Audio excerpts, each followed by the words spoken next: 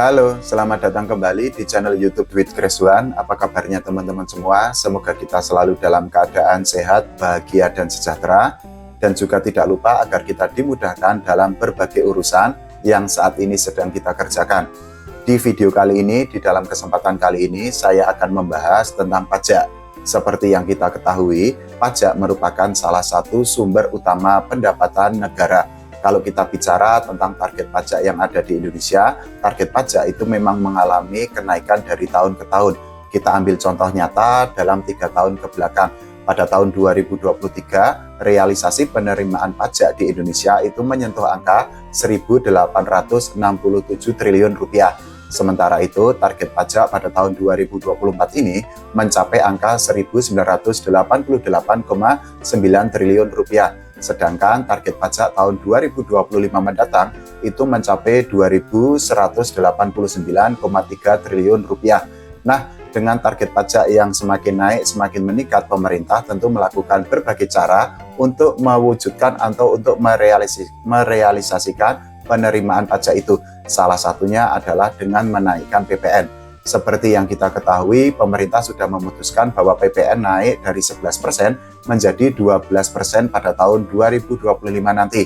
Konon katanya berdasarkan kabar yang beredar, kenaikan atau PPN naik itu menjadi 12% itu akan berlaku mulai tanggal 1 Januari tahun 2025 mendatang. Kenaikan PPN itu menjadi 12% itu sudah sesuai dengan Undang-Undang Harmonisasi Peraturan Perpajakan atau UU HPP. Kita mungkin banyak, termasuk saya mungkin ada banyak yang masih bingung tentang contoh nyata kenaikan harga PPN, kenaikan PPN tersebut. Nah, ini ada contoh nyata kira-kira seperti ini.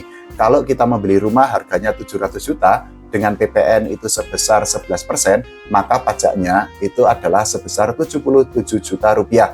Sedangkan kalau PPN menjadi 12%, pajaknya itu mencapai 84 juta rupiah. Itu adalah contoh nyata kira-kira bagaimana kenaikan PPN itu berpengaruh terhadap harga produk atau harga barang. Nah, tapi memang pemerintah itu sudah menggarisbawahi, sudah memutuskan, sudah mengambil kesimpulan bahwa tidak semua barang itu kena PPN. Nah, Menteri Keuangan Bu Sri Mulyani itu pada tanggal 19 Agustus tahun 2024 kemarin itu sudah memberikan pengumuman bahwa tidak semua barang itu kena PPN. Jadi barang kebutuhan pokok, kemudian pendidikan, kesehatan, transportasi itu tidak terkena PPN. Sementara itu kita juga harus mengakui bahwa ada banyak ulasan, ada banyak analisis yang disampaikan oleh pakar ekonomi, oleh Civitas Akademika tentang dampak dari kenaikan PPN dari 11% menjadi 12% itu. Salah satunya ini saya ambil contoh dari pakar ekonom dari Universitas Muhammadiyah Sidoarjo atau UMSIDA, Kumara Aji Kusuma. Jadi ini saya ambil dari situs resmi UMSIDA. Menurut Kumara Aji Kusuma, kenaikan PPN itu bisa menjadi sumber pendapatan tambahan bagi negara yang bisa digunakan oleh pemerintah untuk mendukung program-program fiskal seperti infrastruktur, pendidikan, dan kesehatan. Tapi Kumara Aji Kusuma itu juga mengakui bahwa kenaikan PPN dari 11% menjadi 12% itu juga bisa menimbulkan efek negatif atau efek buruk di tengah masyarakat. Di antaranya tentu saja adalah kenaikan biaya hidup, kemudian bisa terjadi inflasi, kemudian juga daya beli masyarakat itu melemah. Selain itu, menurut Kumara Aji Kusuma, kenaikan PPN dari 11% menjadi 12% itu akan membuat para pelaku usaha UMKM itu akan sulit untuk menaikkan harga produk atau harga barang yang dijual.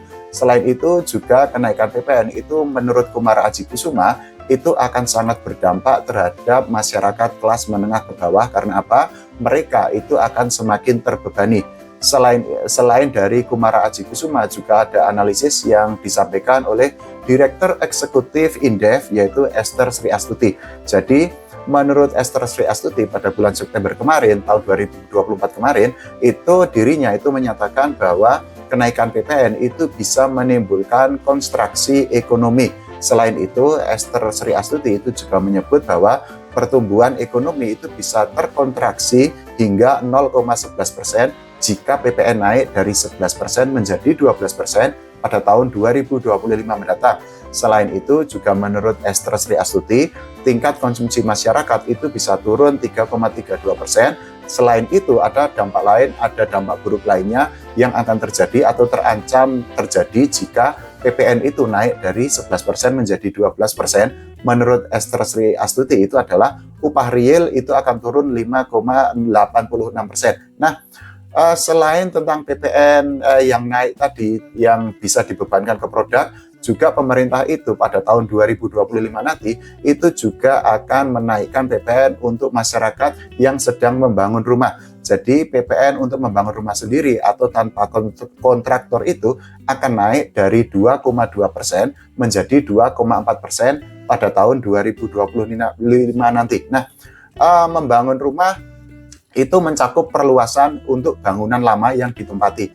Tapi memang pemerintah itu sudah menggarisbawahi, ini disclaimer bahwa tidak semua pembangunan rumah itu akan terkena PPN. Nah, ini ada beberapa jenis yang tidak terkena PPN, yaitu konstruksi utama dari kayu, beton, pasangan batu dan sejenis. Selain itu juga dari baja. Selain itu juga bangunan yang tidak terkena PPN itu adalah diperuntukkan bagi tempat tinggal atau tempat usaha.